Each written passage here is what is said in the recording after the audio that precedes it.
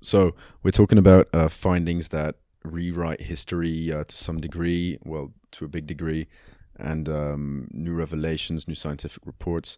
What is, in general, what is the old belief and old paradigm of history, and to what is there now to what paradigm is there now a lot of evidence suggesting that there might be something totally different that happened in our past?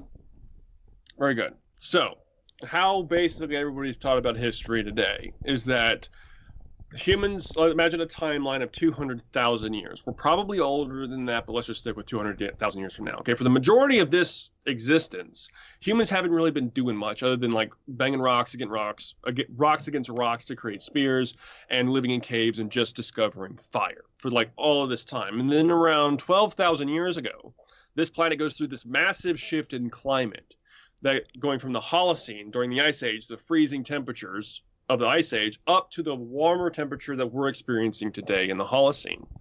And basically, after that transition happened, it's as if civilization just came out of nowhere. 11,000 years ago, boosh, we have people with agriculture, and there's no real like evolution of technology that we would see. Like you see the difference in the type of technology as it progresses, but we don't see that around 11,000 years ago. It just all of a sudden happens until it progresses slowly until we've discovered like the wheel, then electricity, and then boosh, here we are going to the moon. And so it goes from doing nothing to just skyrocketing in technological achievement. And that kind of is okay, that's fine. That clearly can happen because it did happen. But the problem is how I think about it is think of how many technological achievements you can fit in 200,000 years. Just imagine like from the discovery of electricity alone, back in like the early 1800s, was it? I forget the exact date, until now, has been just this little short period of time. And we already know that the ancients were experimenting with electricity with the Baghdad batteries. So who knows how many other times that they were manipulating this one little thing. So that's the old paradigm shift. The new paradigm shift would take into account that these people were probably relatively smart and able to have technological achievements far earlier, or should I say later in the past than we previously expected, possibly to the point where they could have been a technologically advanced civilization by definition. So the new model is that during the Ice Age, humans, or what some other type of species, but I would say it's humans, were a globally advanced civilization. I think that the connection between all these cultures across the planet and where these structures are spaced out and the similarities between them suggest that humans were a globally connected civilization during the Ice Age. And then from 13 and 11,000 years ago, went through a cataclysmic event so devastating it almost made our species go extinct like it did the mammoth. And the And we dinosaurs. are the descent. No, no, not the dinosaurs. Dinosaurs are 65 million years ago. We're only talking 12,000 years ago Okay, from in the Ice okay. Age to the Holocene. No, no, no. Yeah. So, but the mammoths were roaming around 13,000 years ago with us. You know, they were there, and they didn't make it through, but we did, because obviously because we're still here. And so it would suggest that humans were a technologically advanced civilization. It basically goes into like prehistory, before any real writing. That's not the starting writing. There were civilizations before in ancient antiquity that were completely decimated, wiped clean, and erased, then lived on top of to erase it even more by future cultures throughout a much longer period of time than we originally thought.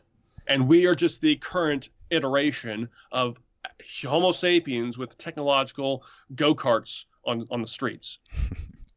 And what makes you think that humans would have been a global civilization thousands of years ago? What similarities, or what clues are there to make that idea? Well, the first one, I would say, is the similarity between all their myths.